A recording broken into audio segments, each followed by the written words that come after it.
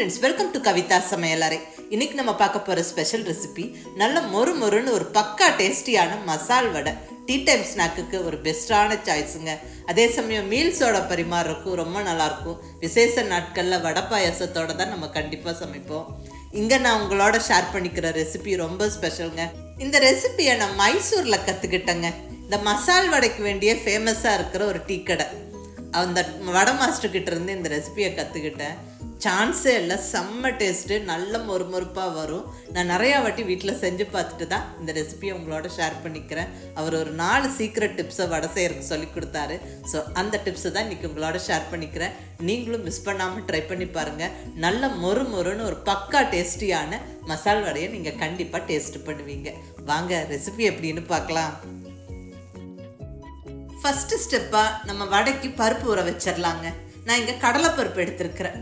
ஒரு 2 கப்பு கடலைப்பருப்பை ஒரு அகலமான பவுலில் போட்டு ஊற வச்சுக்கிறேன். இது கிட்டத்தட்ட ஒரு 500 கிராம் இருக்குங்க. இப்போ கடலைப்பருப்பில் தண்ணி விட்டு ஒரு 2-3 வாட்டி அலசி கழுவிடுவோம். கடலைப்பருப்பை நல்லா கழுவியாச்சு. இப்போ தண்ணி விட்டு ஊற வச்சிடலாம். நல்லா மூழ்கிற அளவுக்கு தண்ணி வச்சு ஊற வச்சிடலாம். ஒரு 2 மணி நேரம் மட்டும் ஊறினா போதும். அதிகம் நேரம் ஊற வைக்க வேண்டிய அவசியம் இல்லை. அடுத்தது, இந்த டேஸ்டியான மசால் வடைக்கு ஒரு சீக்ரெட் இன்க்ரீடியன்ட் சேர்க்க போகிறோம். வேர்க்கடலை, பச்சை வேர்க்கடலை, அதாவது வறுக்காத வேர்க்கடலை. இங்கே ஒரு 2.5 டேபிள் ஸ்பூன் அளவுக்கு ஊற வச்சுக்கிறேன். இங்கே வேர்க்கடலையும் ஊற வச்சு கடலைப்பருப்போடு சேர்த்து அரைச்சி நம்ம வடை செய்ய போகிறோம். டேஸ்ட் ரொம்ப நல்லா இருக்குங்க. நீங்கள் மிஸ் பண்ணாமல் ட்ரை பண்ணி பாருங்கள். இப்போ பருப்பு நல்லா 2 மணி நேரம் ஊறியாச்சுங்க.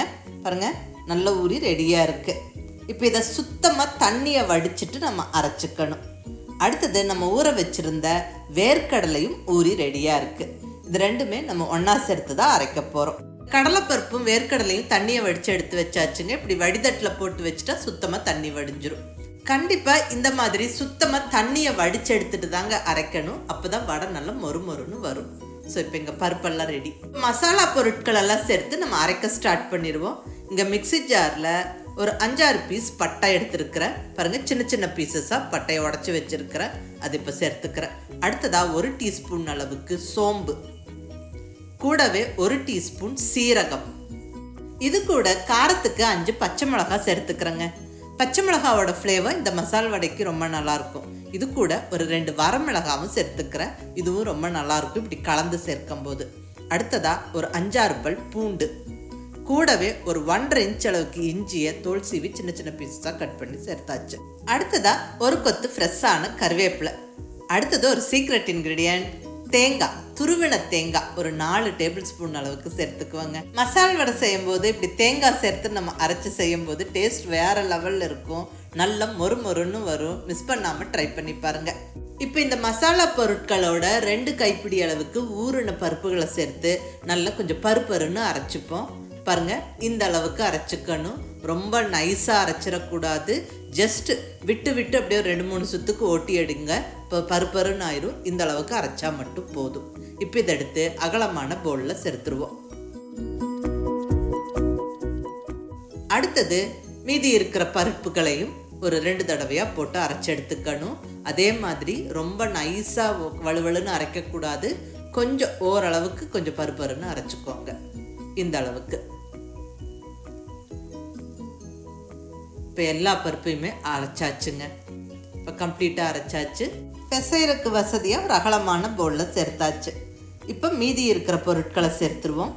நல்ல பொடியாக நறுக்குன 2 பெரிய வெங்காயம், கூடவே பொடியாக நறுக்குன கொத்தமல்லி இலை ஒரு கைப்பிடி அளவுக்கு. கொஞ்சம் நிறையாவே சேர்த்துக்கோங்க, ரொம்ப நல்லாயிருக்கும் வாசனையும் டேஸ்ட்டும். இப்போ தேவையான அளவு உப்பு. இப்போ எல்லாம் ஒன்று சேர்ற மாதிரி நல்லா பிசைஞ்சுக்குவோம்.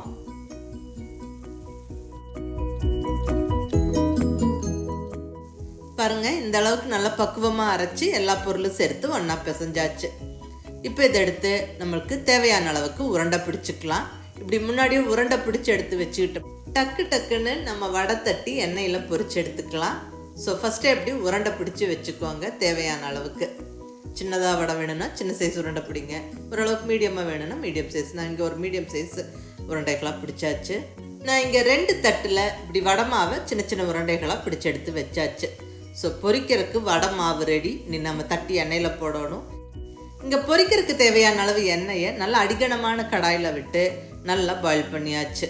எண்ணெய் நல்லா கொஞ்சம் பபிள்ஸ் வர அளவுக்கு சூடாயிடுச்சுங்க. இனி ஸ்டவ்வை நம்ம மீடியம் ஃப்ளேமில் வச்சுக்கிட்டு இனி வடை தட்டி போட்டால் தான் கரெக்டாக இருக்கும். ரொம்ப ஹை ஃப்ளேம்லேயே வச்சுட்டு போட்டால் வடை போட்ட உடனே மேலே கரிஞ்சிரும், உள்ளே வேகாமல் போயிடும். ரெடியாக உருட்டி வச்சிருக்கிற வடை மாவு உருண்டைகளை நம்ம தட்டிக்குவோம். ஃபஸ்ட்டு கையை நல்லா ஈரம் பண்ணிக்கிட்டு உருண்டை எடுத்து உள்ளங்கையில் வச்சு அடுத்த கையில் இப்படி அழுத்துனோம்னா கரெக்டான அந்த வடை ஷேப்பு வந்துடும். இப்படி ஒவ்வொன்றா டக்கு டக்குன்னு நம்ம தட்டி உள்ளே போட்டுக்கலாம். ஸோ இது வடை தட்டுறதுக்கு ஒரு ஈஸியான மெத்தடு. கரெக்டான அந்த ஷேப்பும் வருங்க. நீங்கள் அதை ட்ரை பண்ணி பாருங்கள். ஸ்டவ்வை மீடியம் ஃப்ளேமில் வச்சுக்கிட்டு நல்லா பொரிச்செடுங்க. திருப்பி திருப்பி போட்டு பொரிச்செடுக்கணும். இப்போ இந்த ஸ்டேஜில் வடை நல்லா மொறுமொறுன்னு வரக்கு டீ கடையிலலாம் ஃபாலோ பண்ணுற ஒரு சீக்ரெட் டிப்பை இங்கே உங்களோட ஷேர் பண்ணிக்கிறேன்.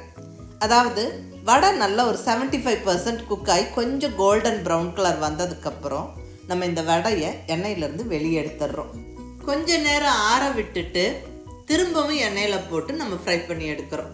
இது டபுள் ஃப்ரையிங் மெத்தட். இந்த மாதிரி தான் டீ கடையில் ஹோட்டல்லலாம் பண்ணுவாங்க. இந்த மெத்தட் நம்ம ஃபாலோ பண்ணும்போது வடை நல்ல கிறிஸ்பியாக இருக்குங்க. நல்ல மொறுமொறுன்னு வரும். அதை நீங்கள் ட்ரை பண்ணி பாருங்க. இப்போ வடை கை பொறுக்கிற சூடு வந்துருச்சுங்க. இப்போ அகைன் நம்ம வடையை நம்ம ஃப்ரை பண்ணி எடுக்கிறோம். ஸ்டவ்வை மீடியம் ஃப்ளேமில் வச்சுக்கிட்டு சூடான எண்ணெயில் மறுபடியும் நம்ம பொரிச்சு வச்சிருக்கிற 75% பொரிச்சு வச்சிருக்கிற வடையை சேர்த்து இன்னும் கொஞ்சம் நல்லா பொரிச்சு எடுத்துக்குவோம்.